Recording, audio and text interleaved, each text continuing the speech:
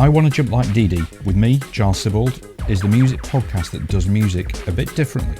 I'm talking to some incredible musicians, DJs and producers about how they use an experimental mindset to fuel their own creativity, pursue new challenges, overcome fears, bounce back from mistakes. When I started this experimental mindset thinking, maybe around 5 years ago now, I wrote something about Detroit, and Detroit has always sort of fascinated me in a similar way to sort of Moscow. Moscow always fascinates me, and it's weird how we kind of get drawn to certain places. And the thinking I had around Detroit was that it was kind of like this example of how a city was blindsided by technology and transforming the industry to how I saw it, what it really sort of sold its soul to the car industry, and its population declined by almost sort of 2/3 in 60 years through technology, and then the city declined in many ways. But an experiment emerged that really sort of started to change things, even in a sort of small way.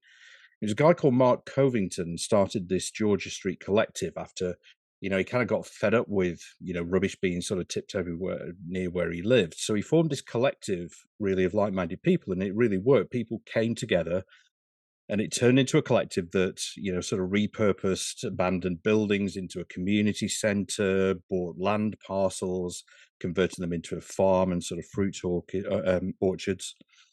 And I think that the human impact from these sort of shared values, self-belief, and also connections is really immense. And those sort of stories, for me, sort of really showed that Detroit had to develop the desire to experiment, the ability to be resilient and creative, grow new skills, and also kind of reconnect with people, I guess. And I use this example as I really think that musicians have this power to bring people together. Whether they do so in the same way as in the past, I don't know, but the power is still definitely there. My guest today is just such an incredible empathetic voice, and with his fabulous band of people, he's playing music which really makes me think of community, this human experience, and also sort of unification. So after a load of very tenuous thinking, I'm just going to welcome Gordon Sterling to the show today, and it's a real honor to have you on. So Gordon, thank you and welcome so much. Hello, Giles. Thank you for having me. Not at all. How are things? Firstly, I should say congratulations on the Whammy Award as well. Thank you very much. Yeah, that was a big one. It was unexpected and hard fought win. So happy about it. How did you feel? How did you feel about that? Was it? It was a surprise.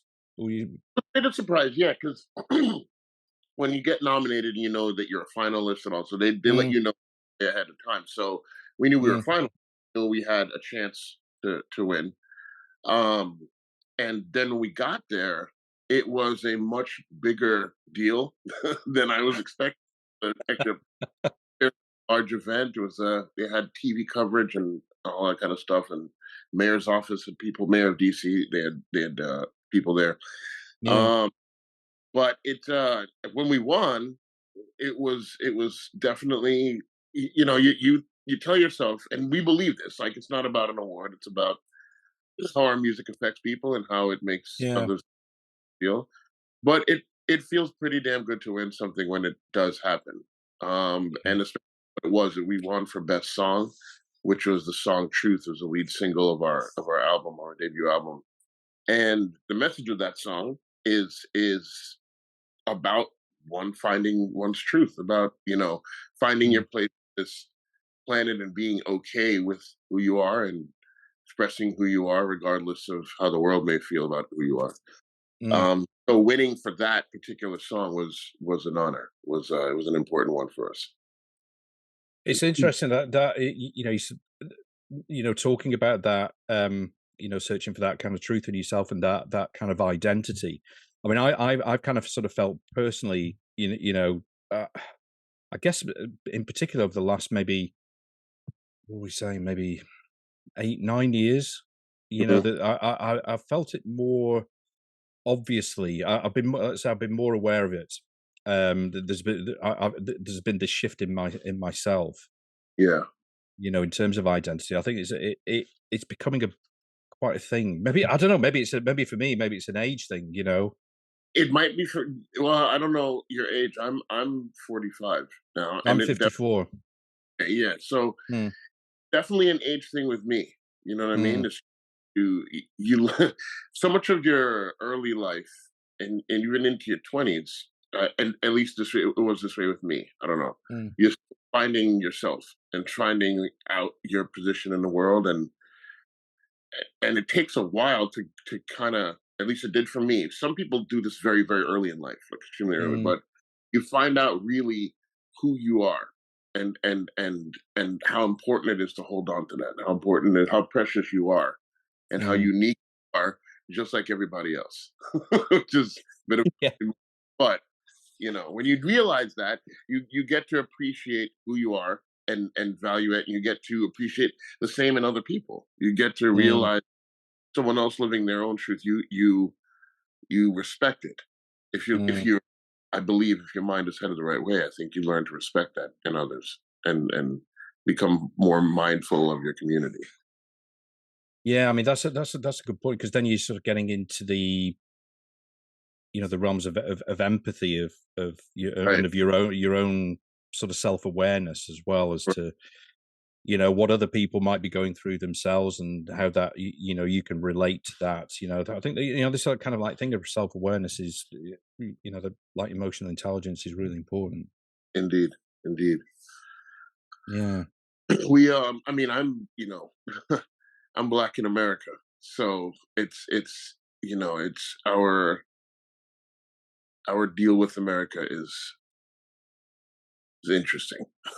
Our relationship is interesting, to say Yeah. to the least. So knowing who you are, for me, is Mm, survival. You know what I mm, mean?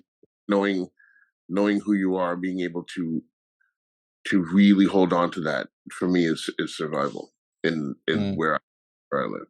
You know, Has that become more sort of palpable for you, in the recent, in recent years?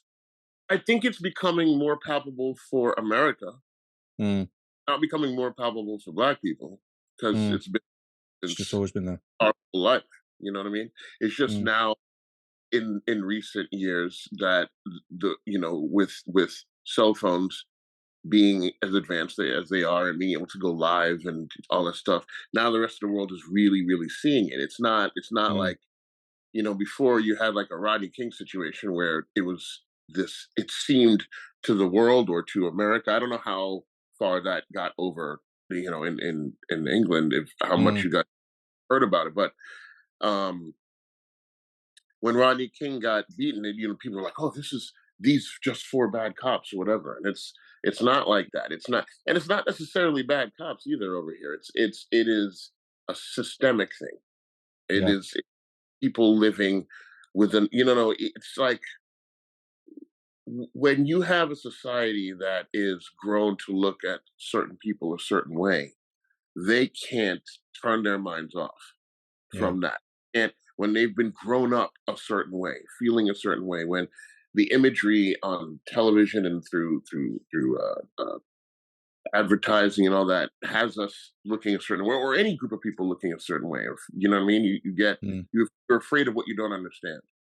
And so when you have those people then put in a position of power, yeah, the very powerful understand what's going on, because they're using it to their advantage. But the foot yeah. soldiers, they don't know. They think they're doing the right thing. They think that, you know, if you see a black kid in the hood, he's doing something wrong. You know what I mean? Mhm, If you see, you know, a man in a dress or something, that's something strange or whatever. And it's, mm, if you are trained to look at something a certain way, when you engage that thing without a better understanding of what they're going through, what that is, you may aggressively address that person. And so yeah, that's America right now. It's been happening with black people forever. It's happening big time right now with LGBT rights yeah. in America. Um, it's I am in an interracial relationship. My girlfriend is Jewish, right? And Mm, so mm, there was a time in America where that was literally a crime. And that wasn't too long ago. That was when, Yeah. my parents were in their 20s. Mm, So, and not yeah. all of certain parts of this country. So America's just figuring out how to deal with itself. It's Mm, not very well at that, but it's trying to figure out how to yeah. deal. So this is a long way of answering your question. Like I have learned to deal with this my whole life, but America Yeah. is now coming.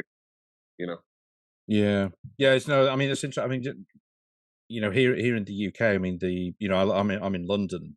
yeah, My partner is mixed race, and right, we're very very well. I mean, everybody is very aware of the police, particularly in London, but yeah, it extends elsewhere.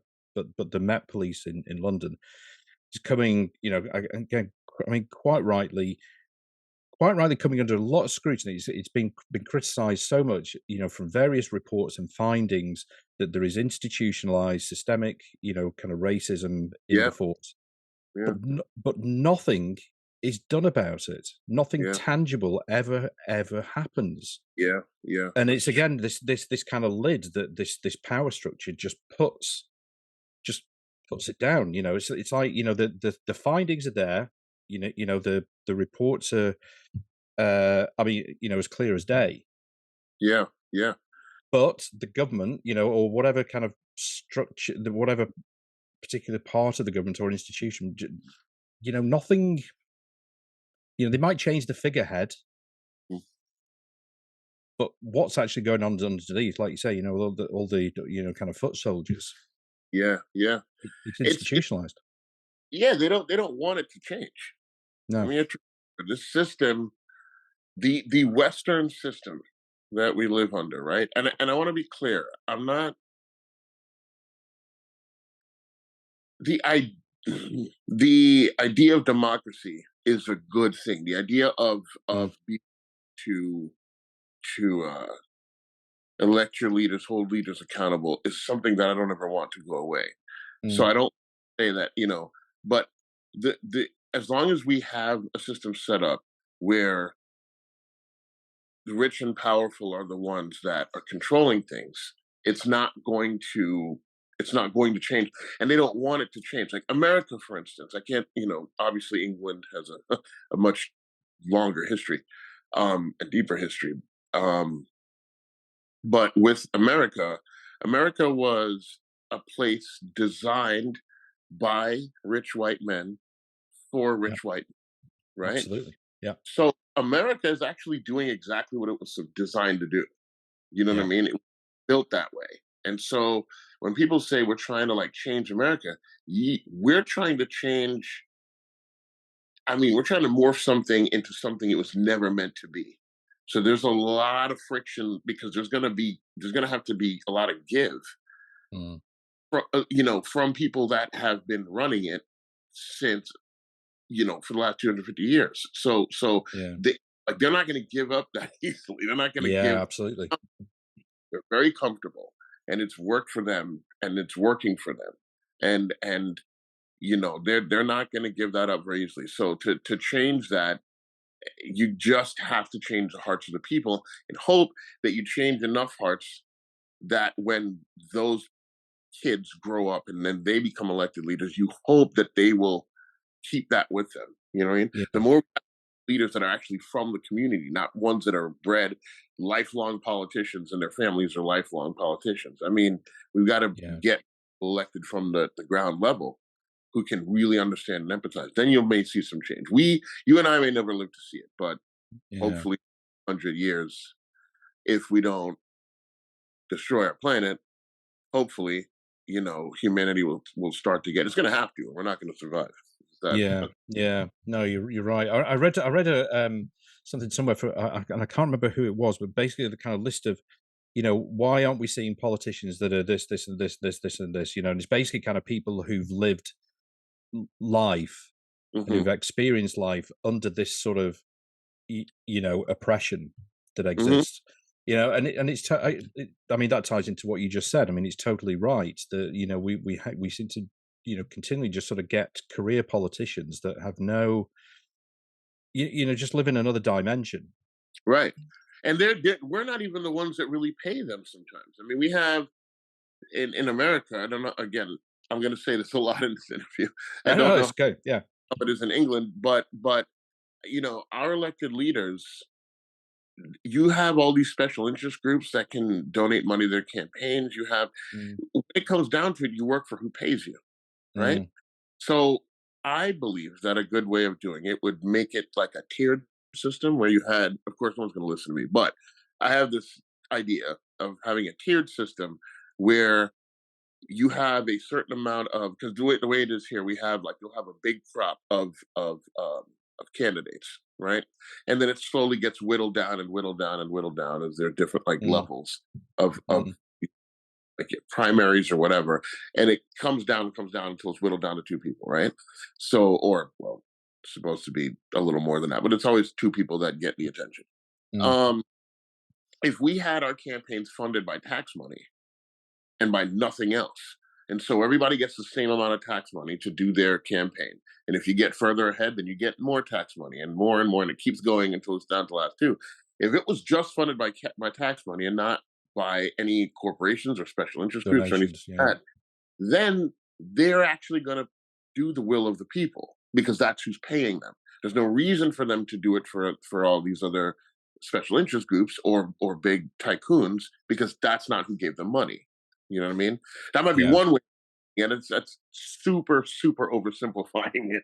No, Uh, I get you. but Yeah. but you know what I'm getting at. Like if it was a Yeah. government of people, make it really of the people and take all this special interest money out of the equation, then we might start to see that. Because on a local level, like where I am, I live right outside of Washington D.C. So Mm, in DC, like, so we see it up close. We see all the politics up close. That's all our local news. You know what I mean? And so when you see it on a local level, you see a lot of politicians fighting really hard for their constituents on a local level because they're mm, not getting special interest money.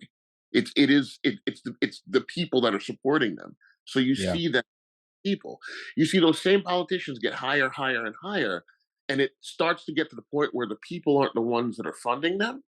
They start to lose interest in the people. You know Mm. what I mean? So there's got to be a way to make it a government of the people, and then you might start to see change. I mean, that's only one aspect, and again, I'm oversimplifying that aspect of it. But we got. I'd, My point is, way to go.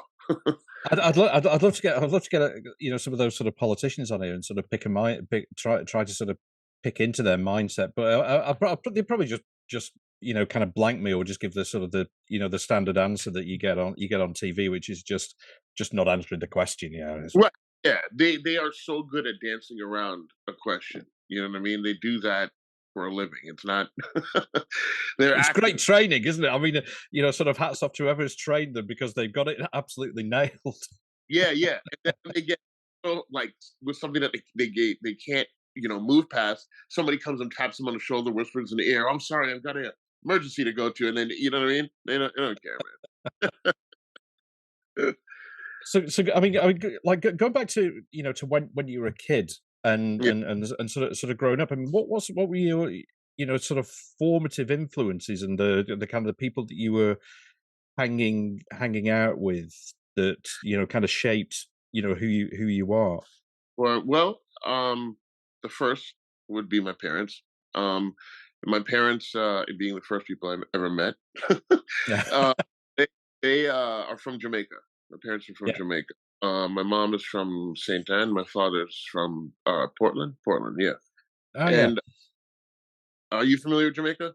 I know Jamaica because my partner Saskia, her dad is from Jamaica, and they Oh, cool. married in Port Antonio. Oh, right. That's where my father's from. Yeah. That's the father's from Portland. That's on the what?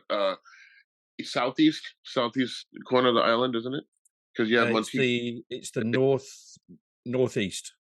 Northeast. Because Northeast is like Montego Bay, Runaway Bay, the Grill. It's all the tourist place. Port No, Antonio. that's northwest, isn't it? That's Oh, that's right. Oh, you got me right. That's right. so basically you just go from Kingston, go north, and then That's right. It's a kind of drive to the east. Yeah, that's right. Yeah, That's right. yeah, I'm backwards. Northwest is where Discovery Bay, all that stuff is, that's and then right. Yeah, yeah. Right on. That's cool that you yeah, that you yeah. yeah. So I've been going to Jamaica since I was less than a year old. I haven't gone back in a really long time, which is not good. But a lot of my childhood was spent between Queens, New York, which is where I was born. I was born in Queens, New Mm. York, and Jamaica. And then when I was 10, about 10, I think, my parents moved down here to here being the DC area. So I live in Northern Virginia, but like 20 minutes outside of DC. And as far as like formative years is I guess the things that made me who I am, I guess, as far as a musician, without knowing it. My dad he was like always a business professional, but he really loved and still loves music very much. And he used to do like amateur DJ stuff just for Ah, fun of wow. it. And for parties, when they'd throw parties, he'd do stuff. So he has this immense record collection. So Oh, my whole wow. life, he just really been into music, and I've and he's got great taste. So I was always into great soul music. Obviously, great reggae music was the first thing I ever heard. Um, he would listen to like anything from Peter Tosh or to Three Dog Night or to Miles Davis. I get it. You know what I mean? Ah, He'd listen incredible. Yeah, yeah. all over the place with his music. Um, and so that got into me. And then I the weird way that I got into music though, and this is I always feel kind of strange telling this story because it's kind of cosmic. So, but it's the Really truth. are. The more cosmic, the better. Let's go for this. All right, let's go. We're going. So I play American football, and I was never gonna like go pro or anything like that. But I was really good at it at a high school level. I really loved it. Really loved it. I still love the game. Um, it's important to understand that because my whole life was about football at this point when I was like 15, right? And I went to bed one night and had a dream, and that dream left me with the feeling that has never left me today. Since it's the most profound thing, other than the birth of my daughter, it's the most profound thing that's ever happened to me. But I had a dream that I should get into music because I would be part of a movement that reminded people of a side of themselves they had forgotten. It was very Mm. specific, a very specific feeling. And the very next day, I was like, I'm quitting football and I'm gonna learn how to play the guitar. Because the guitar I would always found like interesting. So I was like, all Mm. right, this one to do the guitar. But it was crazy. It was almost like not a choice. It was weird. It was like it completely I was one person when I went to bed and I woke up and I was another person, completely focused. Wow, And that's it's great. incredible. Yeah, and that was when I was 15, so it's 30 years ago, and I changed my life to music, and that's what I've done since. And so had never touched a guitar, but was always into it or into the sound of it, and so I just started playing guitar, and and now I'm here. I've had a been lucky enough to have a long career. My first band, The Ordinary Way, that one I started. My first show I ever played was when I was 18. Did Mm. my first national tour when I was 21, first American national tour when I was 21. Had that band for 10 years. My next band was this band, Future, and which we couldn't get away with that name now because they're a rapper, but that's what it was named then. And that band took that band East Coast, did really well with that one. Then was in a band called Nappy Rhythm, which is Mm. a reggae out of DC here. And that band went national. We did bunch of shows with people like Steel Pulse who are from your area. Yeah, Stuff good friends with Junior Marvin, who's the guitar player, original lead guitar player for the Wailers. yeah. Did a lot of really cool stuff with that band, and then started Gordon Sterling and the People. COVID hit right before that band was like starting to hit. Changed the lineup not because of beef or anything, just because where I wanted to go, I didn't think it was where that group could go. You know what I mean? Or was Mm. going. And they're still my friends to this day. Like, love them, and they were very understanding about me making the change. And now I've got this incarnation of people, and I'm the happiest I've ever been playing music and going for it again at Wow. 45. But it's going well. It's going well. So that's my early life into my musical journey in the Reader's Digest version. The Reader's Digest version, yeah. I mean, that's incredible, isn't it? That something like that moment changes your life. It's crazy. Yeah. Yeah, it's a. I mean, that's why I likened it to the birth of my daughter. It's something that there are these things that happen to you in life that Yeah. complete. We've all had them, I'm sure, in some way or another. Something that just shapes who you're going to be, you know. And it definitely. I mean, that I'm still growing. We're all still growing. I'm of the mindset that we'll die students. We're all Mm. learning. But at an early age, it definitely formed what I wanted to do with my life, which most people don't get that at 15. It was a great deal of pressure. It still is a great deal of Were, were because you being were you pl- were you playing any musical instruments before then? Or was it none, solely football? So right, okay. boom, like right away. Oh no. Hey, you there? Yeah, yeah. Still here. Sorry. My phone was doing a low power thing. I had to put it on the low. We're good though. Yeah, it was a very strange dream. I've never had anything move me like that. And I can Mm. still feel like there's definitely, like I said, this gets cosmic. Um, I know people do the whole "I'm not religious, I'm spiritual" thing. Mm. That's a very throwaway comment, but I should explain my spirituality because it would help explain the feeling of what I'm going to. Like, I am definitely agnostic. I don't, I don't really have one philosophy that I adhere to, but Mm. I feel a I feel a current that runs through us, that pushes us, that we are also a part of. It's funny. The closest thing I can explain it that I can liken it to is like the Force in Star Wars. You know what I Oh mean? That yeah, yeah. finds us, all that stuff. I think that George Lucas was pulling from, probably an understanding of a thing that a lot of us have that we can't explain. You know what I mean? Yeah.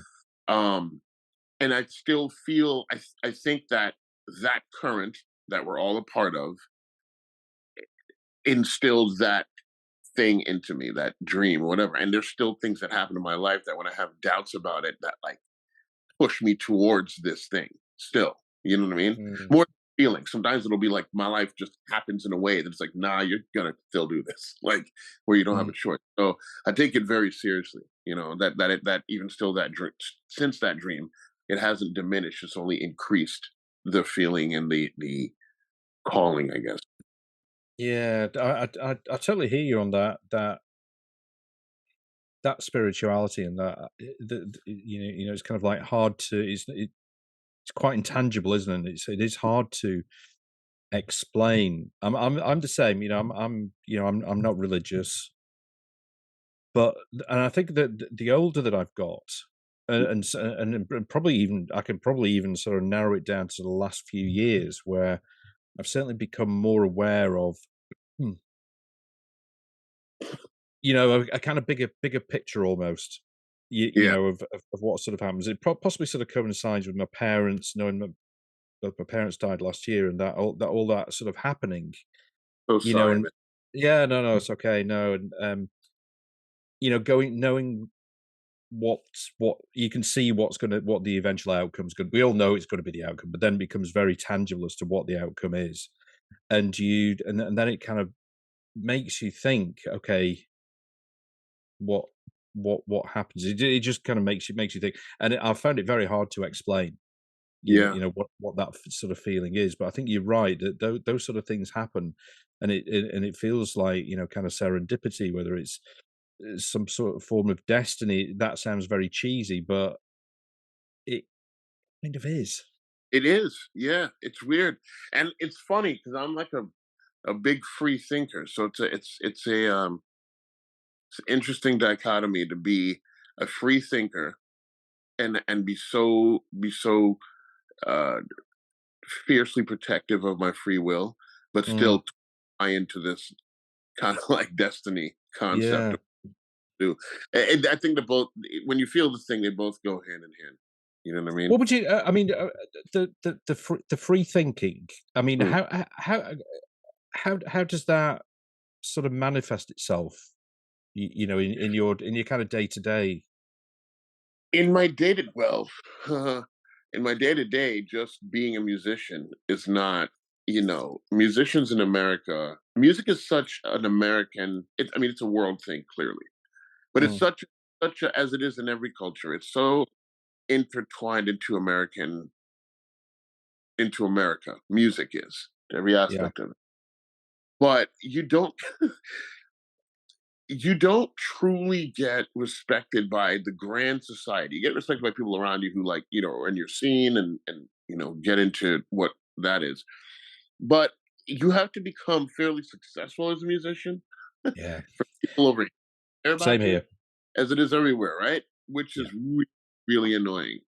The only place that I have ever been to in the world where I was like, oh, they actually half care about musicians was in Paris, Mm. where I have a lot of friends that have gone over to France and done music, and they're like, the clubs have to pay you a certain thing. Like they have to, it's like by law, they have to take care of you a certain way. And I'm like, dude, I wish they had that in America. I wish they had something like that where, you know, you have to have a good manager who has to fight for, all kinds of stuff. So, Yeah. um, and I'm lucky enough to have that. But I, I think that's where free will, where I feel it all the time, is when you decide to live a lifestyle that's more bohemian lifestyle, more like Mm. in society against the grain. You feel you. I feel the barbs of free will more than I feel the roses of free will. Mm. You know what I mean, but the roses are so worth it. So You worth it. because when you that feeling of like doing what you want to do and being able to affect people, touch people, watch people sometimes cry over in a good way, like cathartic way over something that you created, or watching extreme joy with somebody singing their hearts out, their lyrics back to you, and they're holding their fucking friends. And oh, excuse me, I don't know Yeah. if I can. No, no, no. It's fine. Yeah, it's fine. And there everybody's got a drink in their hand and swaying. That's you can't. That's the beauty of the free will that I get to experience. I get to be like, man, I did what I wanted to do, and it evoked that out of somebody, or. But as far as like, I don't know how anyone else. I can't speak for anyone else of their Mm. issue, their dealings with free will, but in our society, we live in a free society, quote unquote, but I don't know. Don't feel so free Yeah. sometimes how to express yourself and do what you want to do. Do you think that mindset has helped you kind of, you know, what am I trying to say? Kind of like reevaluate or just sort of put a your own kind of measure of success of what of how you measured success in your life. Yeah, yeah, yeah, yeah, definitely, definitely. Um, as Yeah, I mean, I have to. Yeah, I have to have. I am my own barometer for my what success is. Yeah. You have doing something, being an artist, and you got to decide what success is to you, because it's money happens in bursts and may not happen consistently, Mm. and so sometimes success can be, are you creative enough to keep making a living being an artist? You know what I mean? That can be success. um Sometimes success can be, did I express myself the way I wanted to in this song, that I feel like I connected, but yeah, I mean, I can go down the list of different types of successes, but yeah, you have to define your own success. I think you need to do that in life, period. You know what I Yeah. mean? I think, you know it's funny. I was about to say maybe people shouldn't define success by what they do in their career, but I'd be a hypocrite if I said that, because what I happen to do for a living is so wrapped up in who I am as a In person, who you are. in Yeah. who I, you know what I mean? I don't make music. I am music. And I think that that's any musician that is about it will feel the exact same way. You know what I Mm, mean? Yeah, I don't know. I think if you're gonna live free, you need to define your own success and try to not be too hard on yourself.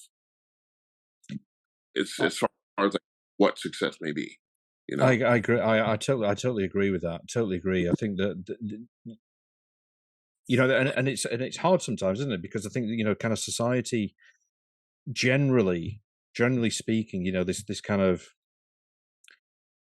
very capitalist society that we live in, Yeah, measures success in one way, yeah.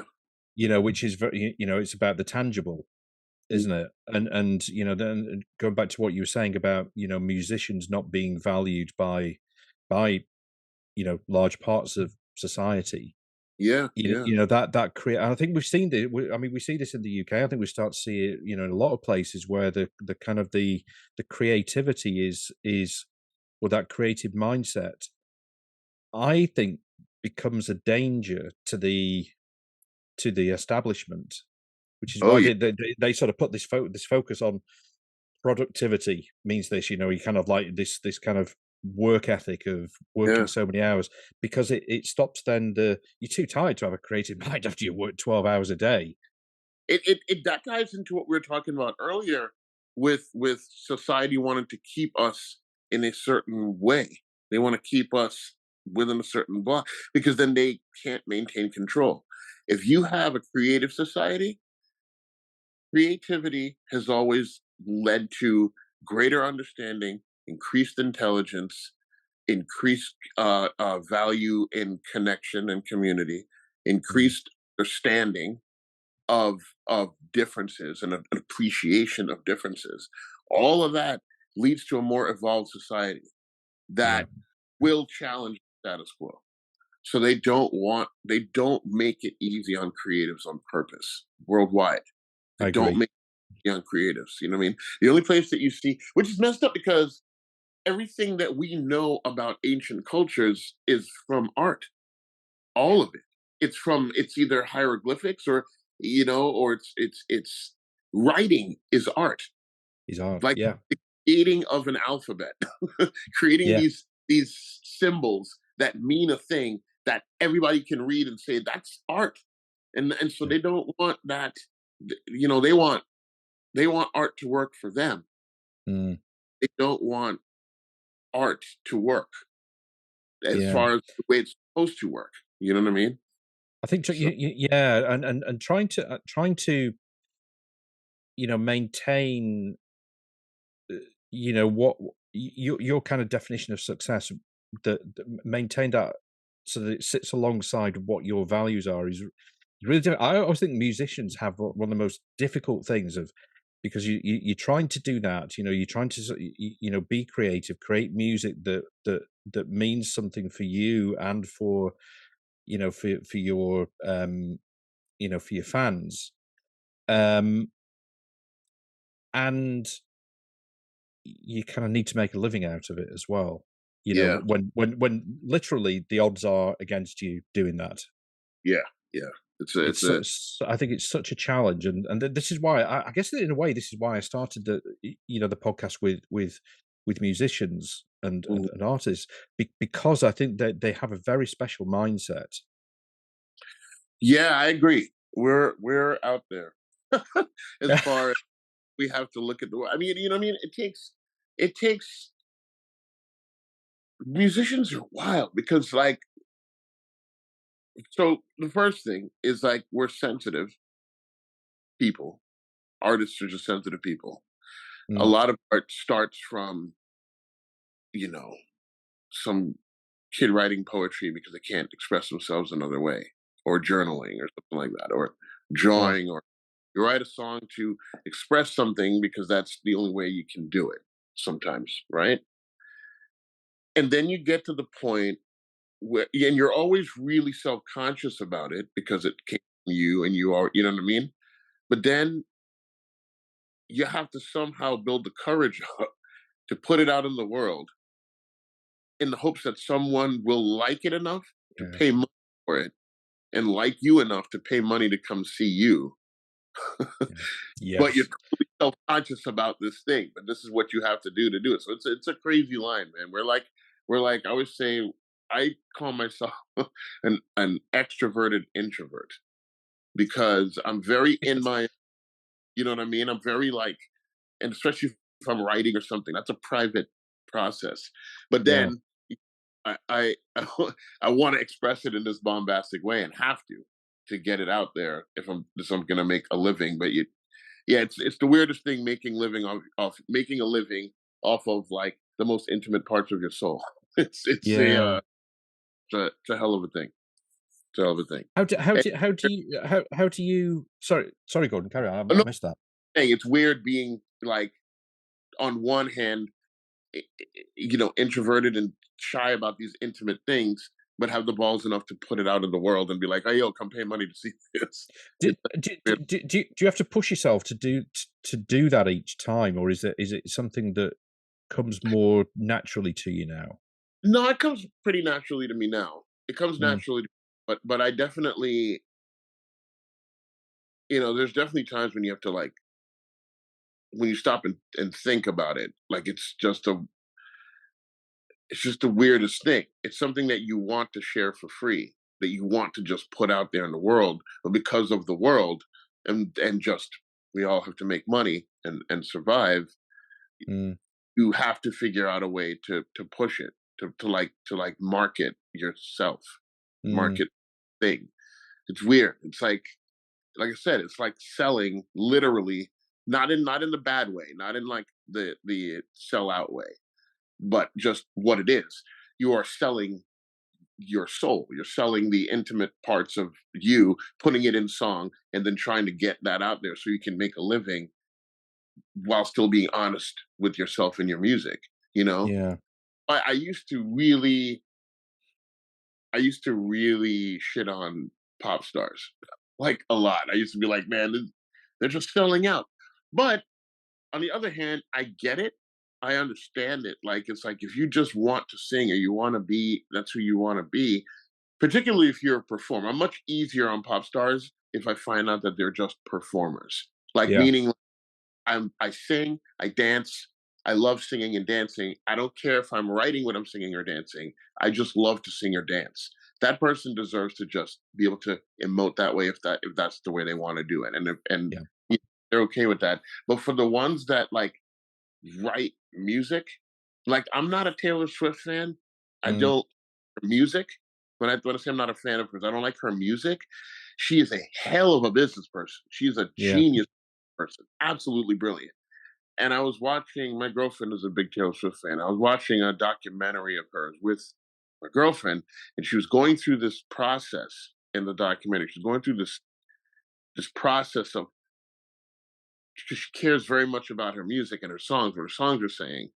But then watching her not win a Grammy, and she's like, I just got to work harder, and I got to do this to like that's got to be so hard for that kind of artist because you live in the pop world. Your art is you have to be commercial with your art for it Yeah. just, but you're still trying to be honest with it. I haven't had a struggle to that degree. Luckily, the genre that I'm in, I get to be pretty honest and I get to wrap it in a package that I personally really like and that I really love. You know what I mean? And Yeah. I don't have to be as commercially successful or when I say commercially, not successful, commercially uh accessible as she like, you know what I mean? Her sound has I to do. be new sound. I don't have to make the new sound. I make music that doesn't I don't need to put a new gloss on it every time. But to somebody like that has to do it, that's got to be hell. To care about Yeah. your and have to put this sheen on it, that's gotta suck, man. Because you can't put it out like you want it. You know, I guess I totally agree. her way. I think I think you've made a great point there. I think that's really it's really tough. Yeah, Where you don't feel like you are, kind of selling your creative soul, Mm. but you kind of come so far. I mean, I you know, you come so far, you know, created this sort of fan base, and you know, based on a particular style of music, let's call it, and that's what is expected. So that kind of, I'm always interested that how those expectations that you know that your fans will have as to how that plays on your mind with, you know, what comes next. Yeah. And, The, and the, also just from you from your you know, from our own mindset to carry on doing the same thing and not sort of pushing any boundaries, you know, that can't be sustainable. yeah. If you aren't able to plan it, like with the way we deal with that in this band, is I'm super lucky because myself and the core members of this band are pretty prolific writers. We write Yeah. a lot. And so we have written our next 3 albums already. We're Wow. thinking, and so we see a way. That's another thing that was cool. Not cool, oh Lord. There was nothing cool about COVID. There's nothing cool about COVID lockdown. But something cool happened in that we were able to take a lot of time to kind of write and formulate what was going to be. So we've kind of like planned ahead on that. Like we Mm, are in this more experimental direction, but we're able to do it gradually in a way that we know our audience is going to receive it, because you can see where it's a gradual project. What's the word I'm looking for? A progression, a gradual progression. progression, Yeah. right? So, you know, we're not like it's not it's not like with Radiohead, where you know within 3 albums you're from, you know, Pablo Honey to OK Computer, and all of a sudden you're like this totally different thing. But with us, it's more like we're bluesy and stuff, so we're gradually taking our audience into this other way, into this new realm. You know what I mean? Mm, And so I think that if artists are lucky enough to be able to kind of see their careers that way, then that's one way of doing it. But some artists aren't built that way. Some artists, you know, want to go here, then there, then here, then there. Like Herbie Hancock is one that does that, or had done that in his career really well, really mm, well. Jeff Beck was another one, rest his soul, where he was able to just, that was his thing, was that I'm going to do something different every time. Like that you'd come to agreed. expect. If an artist makes their audience, or you know, gears their audience into the direction of like, look, expect the unexpected from me. Bjork is really great at that too. It's just like, if I'm Totally. gonna, and that's totally different. So just know that that's what I do. Then I think that's another way that artists can deal with wanting to break ground in a different way and have Yeah. their still come with them. You know? Do you find that, I know you're saying you're doing this gradually, but do you find that this is something that takes a bit of courage to do? You know, Yeah, yeah. yeah, 100%. But that's what you got to do. That's also the thing about being an artist. That's wild. It's like living by the seat of your pants almost is in, and I found out where that recently came from. The Mm. living that term, living by the seat of your pants. So I'd like use it differently now. Do you know where it comes from? No, I don't know. No, I'm So interested. so, so in the old days of flying, or I guess sometimes still, where a lot of pilots would feel the air, they would feel how the air is moving in the plane, especially if they were coming across like clouds or whatever, that or something that was blocking their vision. They would have to like really feel the air like a bird does, and like feel what's going on, and they would literally hold their seats. They would hold their seat, and the seat, they would feel more the vibrations of the Wow. aircraft better. So that's where it comes from, is living by the seat of your pants. So it's not as a reckless thing. It's like really having a grasp of your surroundings and the air around you, and what's going on. And I think that Wow. artists that are able to really have a good understanding of their art and where they want to go, it is a very brave thing to take your audience into this new direction. But if you can feel the air around you and feel your crowd enough and feel your audience enough, you can know what they can take. Yeah. You know, and you can drag them into a new direction and not and be like, all right, there's going to be a bit of a shock, but you're going to like this. You know what I mean? You can feel if it's going to be successful or not. Which is If you going really, back to when we start earlier in the podcast when we were talking about self-awareness. Mhm. So, kind of like your own self-awareness and of yourself, but also awareness of what, kind of reading the room almost of, sort of what your both and also there's your bandmates as well, being aware of how they handle this and, kind of yeah, what their needs are. I mean, it's then you get into there's so many multiple parts that you need yeah, to think about when you're doing yeah, this. yeah. It's a lot. Being the leader of a band is not something I would encourage anyone to do, but super fulfilling when you find the right. I mean, when I was talking about my first incarnation of the people and the reason I switched the lineup and I Yeah. changed the entire lineup, but it was because this group, we have the same vision. We have the same thing that we want to do. And so they trust me as a band leader because they know that we all want the same thing. You know what I mean? Um, and as musicians, I trust them Mm. because what they want as musicians. So it's like, I swear, man, this is like the easiest musically. This is the easiest to be in because we can finish each other's sentences musically. It's really beautiful because we're all on the same page as where we are, where we want to take it. Um, Mm. so yeah, you have to be locked in as a band first. I mean, you got to be, you know, if the band isn't together, the musicians doing it aren't on the same page, or it's doomed from the get go. You know, Yeah. I mean, when you talking about changing the, sort of changing lineups, just using that as an example, um, but the kind of the confidence and the self-confidence, and self-belief in what you're doing in your own judgment to make those changes and not to look back or to think, am I making the I guess you always think, am I making the right choice here? It's part of that decision making, isn't it? yeah, it is.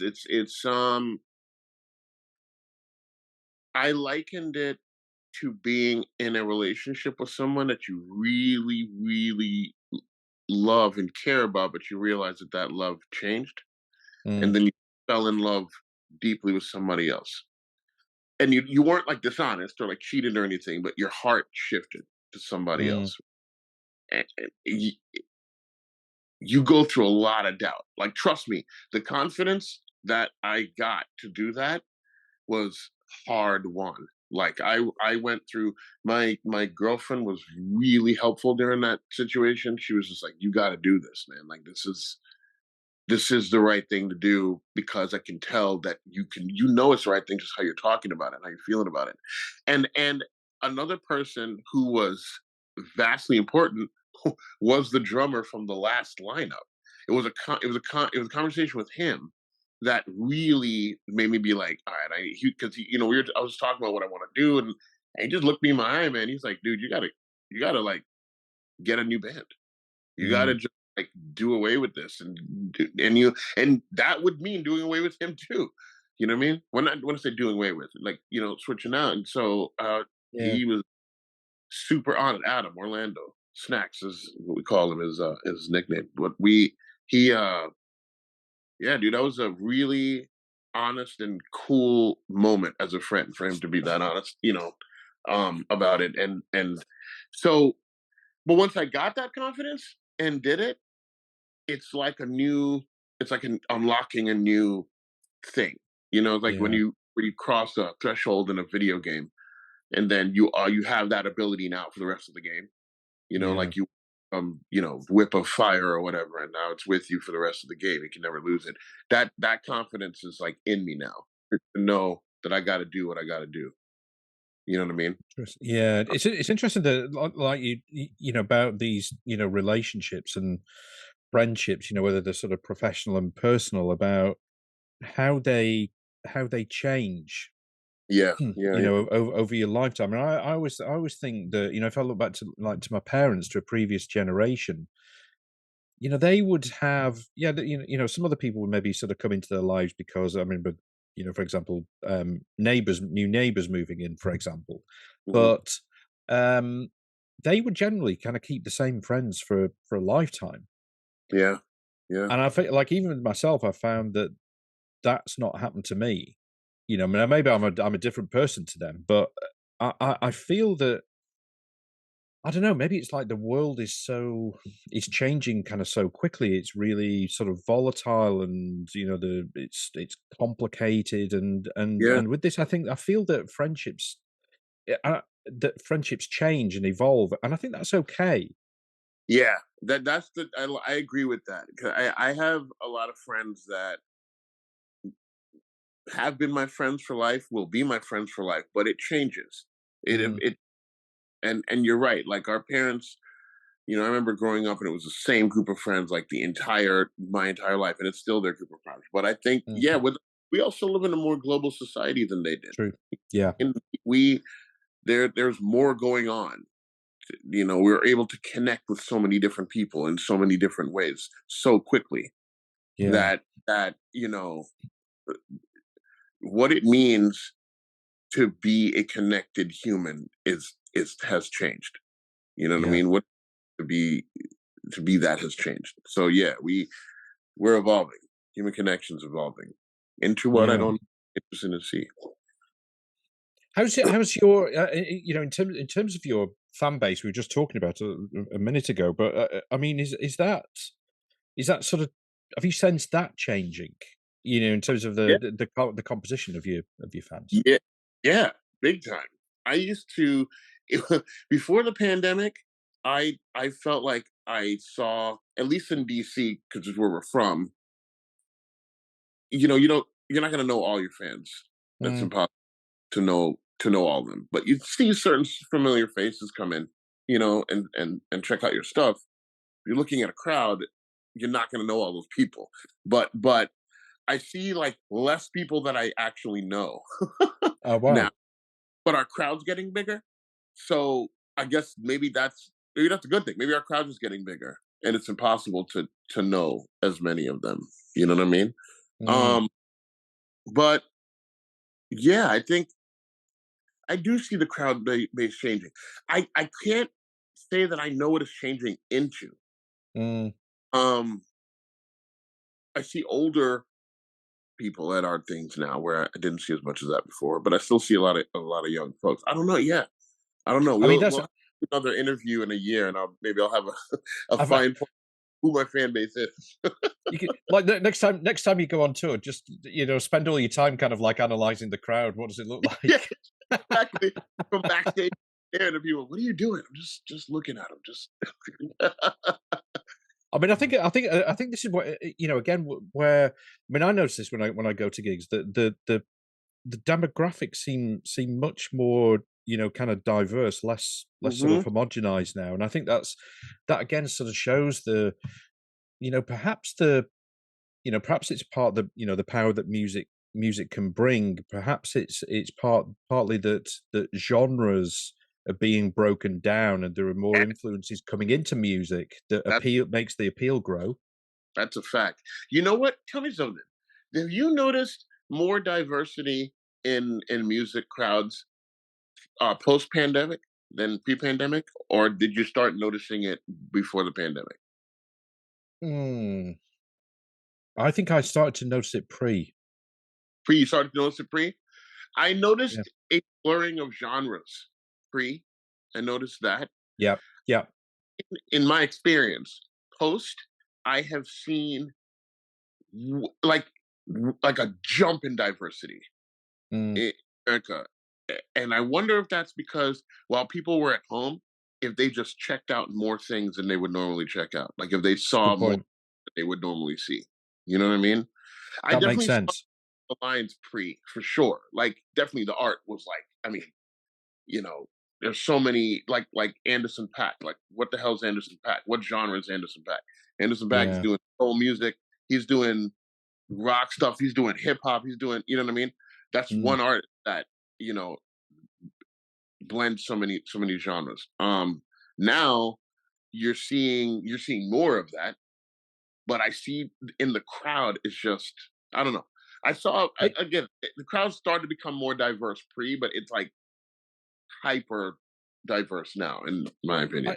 I mean, that what you say, Meg, it sounds totally right. You know, you know, during the pandemic, when people are locked down, certainly those sort of first periods of COVID, that, you know, people are using streaming services more, and you know, just by their nature, they tell you you might also like this. So, you know, nobody's going to go and, you know, kind of listen to, like, say, you know, use Radiohead for sort of 3 months constantly.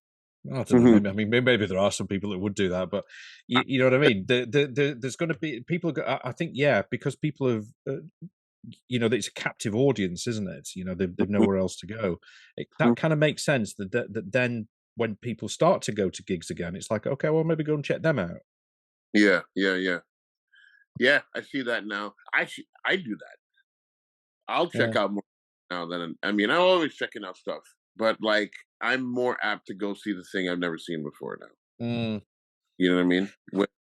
Or I mean, I still like going to the things I like, but I've noticed that like post pandemic, I think I I am more appreciative of of being able to see live music. So now see live music, yeah. yeah. So now I'll go check out something I've never heard.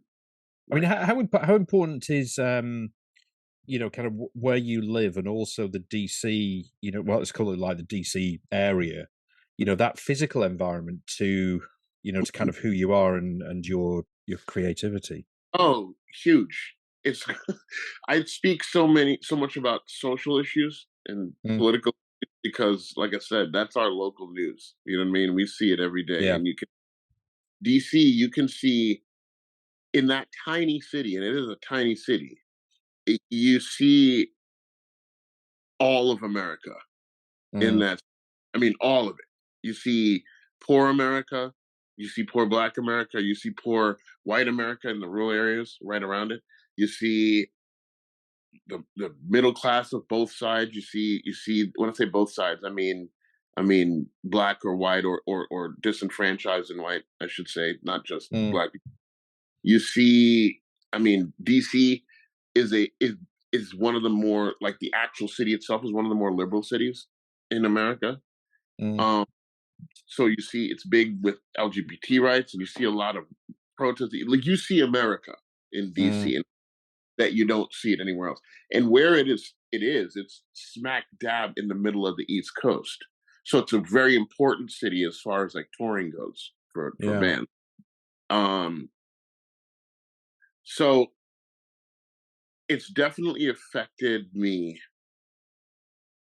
as far as being very socially conscious, Mm, because I recognize the melting pot here more than I did in New York, because I was a kid in New York, even though the New York that I grew up in really was crazy diverse and much more diverse than New York is now.